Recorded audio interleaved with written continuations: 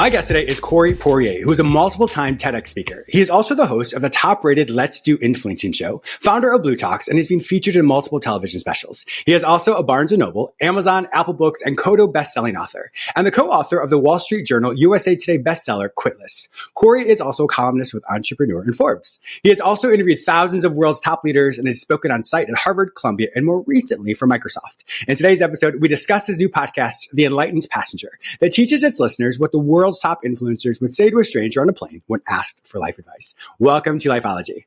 Thanks so much, James. I'm so stoked to be back. It's been a while.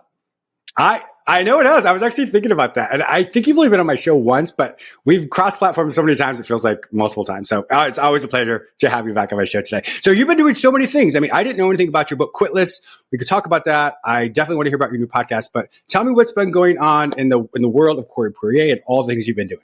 It's been really busy. I know this is I feel like busy is the statement of the decade because anybody you ask, how are you doing? Busy. So I know we're all super busy. So the word leaves a sense of meaning because I think we're all dealing with that. But for me right now, at least if I compare it to the past, James, it's ultra busy. Mm-hmm. I'll add an extra word to it. And what that's from is we have our blutalks brand, which for those that maybe haven't heard of it yet, it would be like TEDx meets Chicken Soup for the Soul. Basically, we have stages. We're by the end of next month, we'll have done 12 stages since COVID. So, and these are live. Oh my gosh. Wow, Corey. Yeah, we had 3 that started just as COVID was starting. And then since then, another 9, which blows my mind. We definitely, we have 3 coming up next month. So we're doing them quick. But we have these live stages where we bring speakers on. We have our book series that goes with that. We have a podcast and a virtual stage. And so that's busy because, again, we have 3 events coming up and we just finished doing 3. So that's one thing that's been happening. We decided to add a mastermind into the mix. So to do a live mastermind, basically coinciding with the live event. So we're in Miami next month and we have Miami. Oh my gosh. Okay. Yeah. And then we have the that's where I live. Yeah. the day before. And so we have some really big names coming in for the live mastermind, which is going to be exciting. So that's been keeping me busy. The new show, of course, this is the most organized I've ever been for a launch. So that means I put in a lot of work to this one. And on top of that, we're doing our biggest virtual event of the year next week. So all of that is amazing. Happening at once. So there's holy cow to go.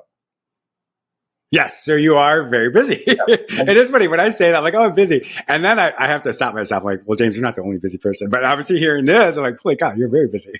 Yeah. When I was a guest on your show, I was talking about my book, and you had mentioned something to me about The Enlightened Passenger, and you were talking about that. So I'm so glad to hear it's starting to come to fruition. Tell me more about that. What inspired that for you? Well, it was actually inspired by a parable book that I wrote. It's funny, I've had the idea for the book, and it has a really unique twist. I don't want to reveal that part because it'll reveal a lot of the book, but it has a unique twist. And so I've had this book in the works for, I'm going to say in my mind and the plan for it for probably 4 or 5 years, but I never started writing the book until maybe a year and a bit ago, maybe a little even less. We went away in a family cottage sort of retreat thing, and part of the deal of me being there was I would get to work on the book. So I wrote half of it then, and then finished the other half in the office, maybe 3 months ago. So the book is done right now. Now it's gone to people that I'm asking if they'll give me some feedback so we can make final tweaks. But that book is, again, a parable, so it's fictional. It's really in the vein of, for those that may be familiar with Og Mandino's work, it's funny, one of his books has a similar twist to it, and I never even knew the book existed until just recently. Oh, really? But it's it's always frustrating. You're like, oh my God, I never read this book, and yet it has the twist that's like mine. And it's very similar, the twist. But Og Mandino's writing style, it's like that, or it's like The Alchemist. For those that maybe didn't hear of Og Mandino, or Celestine Prophecy, that type of thing, or The Richest Man in Babylon. And but it's about 2 people on a plane. And so it's like 2 strangers on a plane.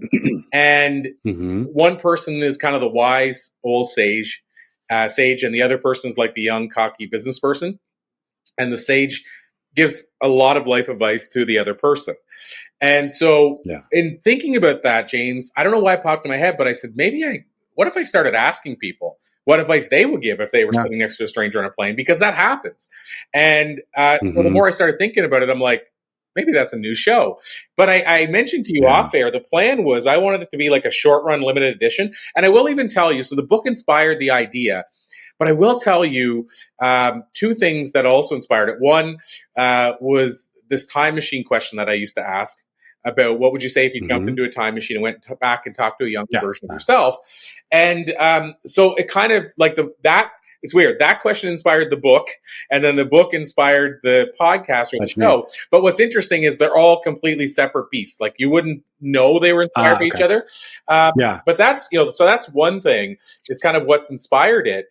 But I mentioned to you off air that it was going to be a short run. So the other thing that inspired it was this book called, I'm going to probably pronounce it wrong, but I mean, say the wrong title, but I think it's called something like The Way Back to You. And what it's about is the Enneagram, if you've ever heard of the 9 Enneagram. Oh, yeah. And so what they did, which I thought was brilliant, is they launched a podcast. And the podcast has the same image as the book. It's about the same thing as the book. And by the way, that podcast was launched in 2017. Here's the amazing part. I think they did 12 episodes. I still see it on the top 50 charts on iTunes regularly. Oh my gosh. And they only really? 12 episodes. But I was like, what I thought, James, is if this show has been on the charts off and on for 5 years, how much, and it's identical to the book, how much great work did that do to promote the book? So I was like, maybe launching a podcast about the book is a great way to launch the book. But then what happened, and this is the part I said earlier, I shared off air, is that because it's short episodes, I've started securing people for the show that I've had challenges to before. Oh, that's right. And because I've secured so many, I'm at this point now where I'm like, and this is, again, what I said to you as well is, I guess I'm doing another show. So it's no longer a short run show. It's basically a long-term show. And it was only supposed to be a podcast. Love it. Now it's a video series with like pans and changes and transitions and everything. And wow. It's kind of more modern, like what Lewis Howe has done with his YouTube page. So that was a long answer, but that's what inspired this show. That's amazing. Yeah, I remember we had talked before about you wanted to secure Don Miguel Ruiz. Did you get him? I mean, he was blessed that he was on my show, but have you got a chance to talk to him? So no, so the interesting part about that, I've interviewed. I didn't mean to turn. No, it's all good. I've interviewed both of his sons twice each, but I think I don't know, but I feel like in some ways I may have missed my mark just by once because in talking to his family, he's slowing down and doing interviews and doing a lot less of them. And it feels like I might have missed my window by a couple of months. Oh, gosh. That's what it feels like. But maybe I'm wrong. And maybe this new show. Well, he would be great for that. Yeah. Well, he'd be perfect for that show. Well, it's a shorter show, so it's only a 15-minute time commitment. And but here's the thing. My thinking, James, is I'm going to go all in and make this show a hit. And then whenever we reach out to his team again, all of a sudden you can start saying, here's the numbers. And maybe that will be the thing that goes over the edge. Having said that, or my other show, the long-term one is, and you know how this works.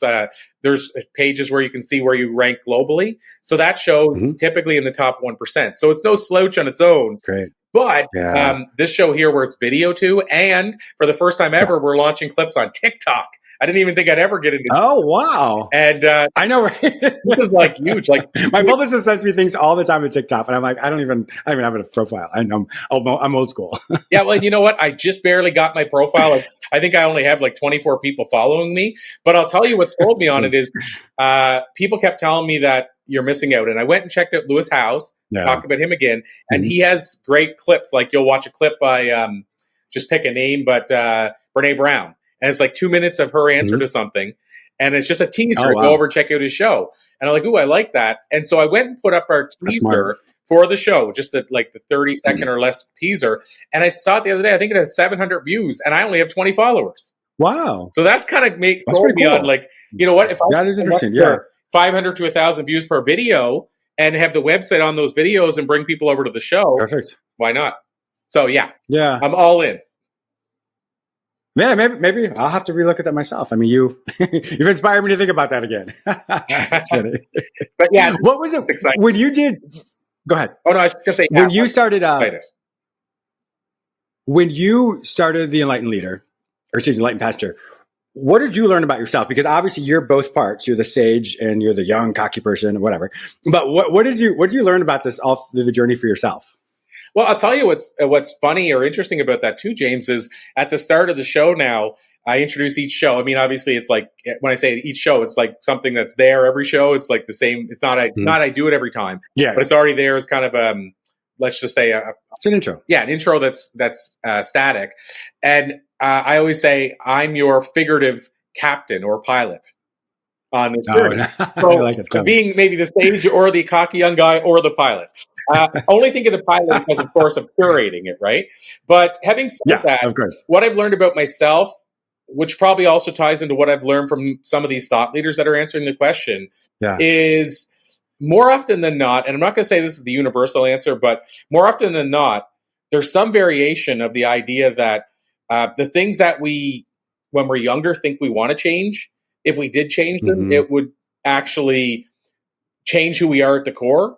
And for those people that really like what they've done or who they are, that would actually be a step backward. So I find a lot of people, the advice they would give is stop beating yourself up because you're already on the right track or trail. And so really that was a lesson to me as well. When I started asking the time machine question, I got similar answers. And I didn't know what I was going to get for answers, but the whole goal was, what if we could teach younger people now that, of course, that you know what, most of the people that could go back would actually say, don't change a thing. Maybe the young people now would stop stressing over something that won't matter in a month or 2 months or a year. But why do we have to wait till we're 40 or 50 to learn this? And by the way, I'm no different. I had to wait till I was 40 to learn this, but I'm wanting to impart it on other people earlier. So what I learned about myself is I'm happy where I am. And all the crappy stuff that happened to me that I viewed as crappy at the time was necessary. And now I don't even view as crappy, but was necessary for me to become the person I am today. Exactly. Because if you think about it, all events in our life are like a jigsaw puzzle piece. Every jigsaw puzzle piece links together to create who we are today. And so there may be things we don't like. You know, if you think of think even more about that analogy of the puzzle, we know where the border goes. I mean, that makes sense. So the great things in our life, perhaps we went to university, we got married, we have kids, we got a new job, we started a business, whatever. Those make sense. But those pieces, when we look at them, they're like, where did this even go? I have no idea. We think, maybe the manufacturer made a mistake. But then when you put everything together, like, oh, that's why. I remember years ago, I was in college and it was 10 o'clock at night. I got a call from a producer that said, James, we want you to audition for this TV show. It was a big TV show. And so I got there at 7 a.m. the next morning. I was like, oh, I clearly got this. And I nailed it. I nailed the audition. And then the next day, they're like, sorry, we went with someone else. And I was like, what? I'm like, you called me. I mean, it didn't make sense at all. I was so annoyed. And of course, I hated I didn't hate the person who got it. I'm like, I'm better than you. Whatever. I was a young, cocky kid. But 3 months later, I had the opportunity to do a study abroad program in Spain. So I lived in Spain for a year, traveled to 20 countries, met so many people, and it just blew my mind in so many ways. So I often look back on that. It's that closed door, that isolated jigsaw puzzle piece. I'm like, this is ridiculous. I waited a little bit longer, and all of a sudden, all these beautiful things open up for me. So that's one of the lessons I learned, that if something doesn't make sense in the moment, wait just a little bit longer because another door opens, and then you'll see how everything's linked together. And so just like you, I love who I am. Don't want to go through a lot of the things I went through, but I love who I am today. So I'm okay with going through them. Awesome. Yeah. Well, that's been my discovery. So, and I mean, that's now what I impart on other people too. When they ask me, like, people love to, and I love that too, but people love to, turn it around and ask me. So what's the advice you give your younger self? What is the advice you give somebody on a plane? And because I've heard it so often, James, it's almost like I can give unique advice or try to make it sexy, but I've heard it so often that I'm like, this is the advice they really need to know, is that stop beating yourself up. Yeah, I know. You tailor. Yeah. And I'll tell you what I tell myself, and my girlfriend originally I think was sick of hearing me say this, but now she understands it, is I often say, is this truly going to matter in a year? If it is, I'll give it a bit more time. But if it's not going to matter in a year, which 99% falls into that category, why am I giving up my today or ruining my today over? And I can say that about almost anything. And I think what's helped with that is now I have hindsight. So I can see all that stuff I'm so stressed about. Didn't matter a month later, a week later, a year later, maybe sometimes even an hour later. And yet it was ruining me at the moment. And so I think that ties into that advice as well. As you're talking, it made me think about this, because every wise person that I know of can learn from the biggest thing to the smallest thing, from a little child, laughing and, so effortlessly.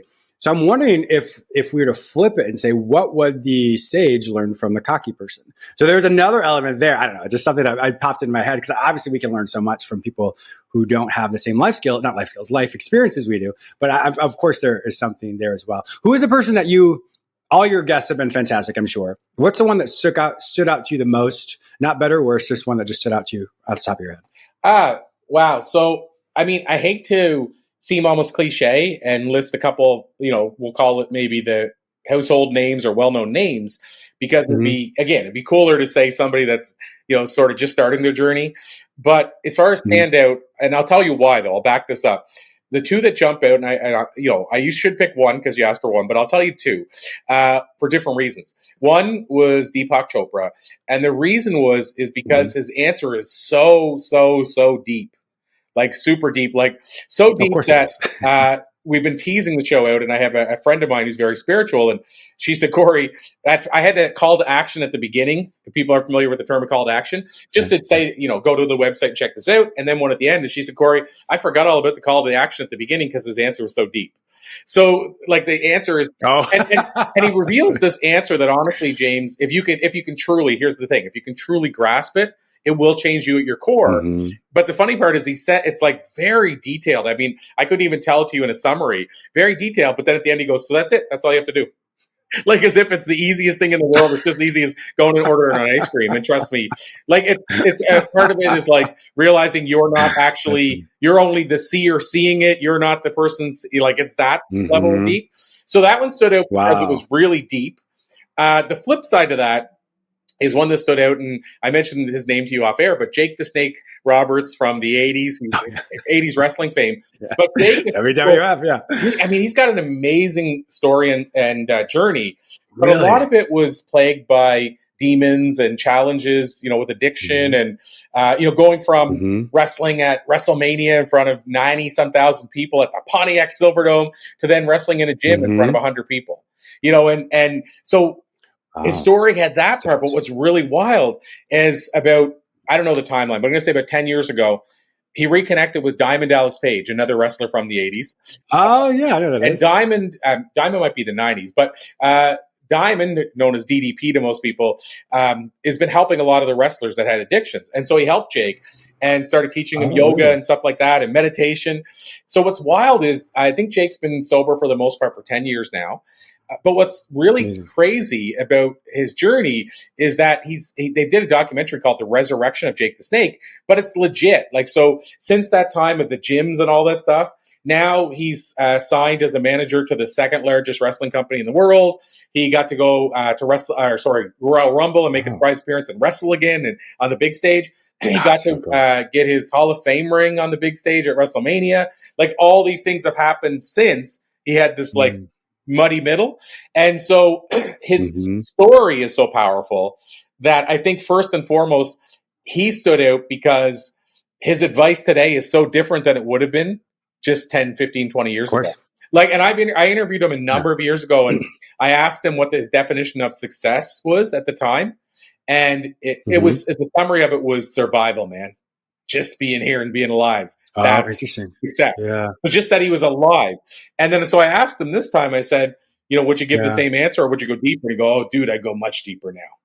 And he went much deeper. And so now it's more like he would tell that person that maybe, again, similar to what I said, maybe all these demons and things I went through were necessary for me to now help other addicts and other people that need the same help that I need. And he also now looks and says, maybe I was given wrestling as a platform so that I could use it to teach other things that I want to about how to clean up your life and that kind of stuff. And so it was just to see that transformation made his answer so much more profound to me. Like his answers are very deep and philosophical for somebody who, like I say, even when I interviewed him 10 years ago, maybe it was about 15, I think, he wasn't in that place. So that's why those two stand out to me more than not more than, but they're the two that usually ask. Yeah, sure. That really resonated with you. But the Jake the Snake Roberts, we talked about this in the pre-call. I grew up with him. Fantastic. I would love to meet him one day. It's interesting to see the first part of it where he would just say, I just want to survive. So that's the aspect of how do we say this? There's different levels of introspection. And so the one of the not lower level, I don't mean to minimize, one of a different level is, like you said, just the surviving part of it. But as we learn more about life and have that retrospective, in other words, looking back in our past and recognizing this, then we see that it's no longer the lesson for us. It's how do we influence the people around us. And so the lessons we learn translates to the people around us. So we have that internal introspection of what's happened in our life, how we see ourselves. And then once that starts to make more sense and we really flourish into that, that's how we automatically impacts the people around us, whether you have a big stage like he does, or whether, it's just in your family system or friends. But that's, to me, that's how I see the aspect of introspection as internal, and then it ekes out into the world around us. Absolutely agree. Yeah, like I said, it's whether it's, as you said, on a big stage or a small stage, I think it's equally as important. Yeah. As we wrap up here, what would be the advice you would give people? I know you are asked it all the time, and I know you said it, but anything in particular, any additional things? And as we wrap up here, we'll find out where we can watch this new show or listen to this new show. Yeah. So advice, I think I would really, for me, focus on this idea of, there's advice for people that haven't discovered their calling or purpose yet. Mm-hmm. My advice to them is there are strategies for doing so, and whatever it takes, it's worth it. Meaning, I see so many people, Robin Sharma, years ago, I interviewed him, the guy who wrote The Monk Who Sold His Ferrari, and he said, he called them the walking dead, the people that die inside at 20, but wait until they're 80 to bury their own bodies. And it was basically, and no fault of their own. They just haven't discovered that calling. But what I would say is there's nothing that I've discovered, James, that's like figuring out what you were put here to do and doing that which you love every day. And so I would say for those that haven't found it, whether you come to somebody like me or somebody like James, or I have a book called The Book of Why and How, you read a book like that. But whatever it takes, finding your purpose is what it's about. To me, that's what changes everything. Like, I wake up every day with a smile on my face and happy to take on a new day because I love what I do. So my advice would be, however you have to figure that out, again, it's worth it. So the advice would be figure it out. And that could be, like I said, finding a coach, a mentor, somebody else that might be able to help you. The easier way, but it'll take a lot longer, is to just start tackling stuff that you think you enjoy. And at some point, what you really want to do with your life might jump out at you. Or it might not. You might already be doing what you want to do with your life, but what you are called to do or why you're here. So that would be the advice for people who haven't found their purpose. Shorter answer for those that have is, I would say, write your own mission statement and figure out what you have to say no to more often than everything else, so that you can say yes to the things that are going to move the needle the most. And the reason I say more often, James, is I've discovered in interviews with high achievers, they say no on average at least 20 times more than the average person. Some dramatically more than that, so that they can say yes to only the few things that will move the needle. So what I'm getting at is, if you do a mission statement to figure out what you're here to do or what your purpose is, then when you have that mission statement, you'll be able to easily see what a no and a yes is, and say no to all the things that won't move the needle, so you can say yes to the few things that will. So the advice is, write a mission statement. Brilliant. That's absolutely well said. And that's something that I know many of my viewers and listeners are definitely going to do. If they want to find out more information about you and to purchase your books, to listen to Blue Talks, to listen to the new show, The Enlightened Passenger, Corey Poirier, where would they find all this information online? Well, the cool part is, depending on when they're listening, if they were listening right now at this moment, the site literally is going up. It's being finished today. Like, it's literally, it might even be online if a person typed this in today. But by the time most people are typing this in, it's sitting there for you. It's called peopleonplanes.com. So peopleonplanes.com. And just the reason for that, James, is I really felt that if I called it theenlightenedpassenger.com, some people might get hung up on the typing of enlightened and how long that is. And I want it to be something people remember. So I did register enlightenedpassenger.com, but People on Planes I thought is easy to remember. And it's still the show's about two people on a plane. So peopleonplanes.com. Perfect. Wonderful. My viewers and listeners also know that if I can't find this information any other place, simply go to the show notes at jamesmiller.lifeology.com. I actually put in the first interview that you were on my show last year, a couple years ago. I'll drop that into the show notes, and so you can listen to that one, hear Corey's backstory, and then moving forward, once again, you can hear more about the Enlightened Passenger and everything else he's doing. Corey, thank you so much for being a fantastic guest on my show today. Awesome, James. It's been an absolute pleasure as always.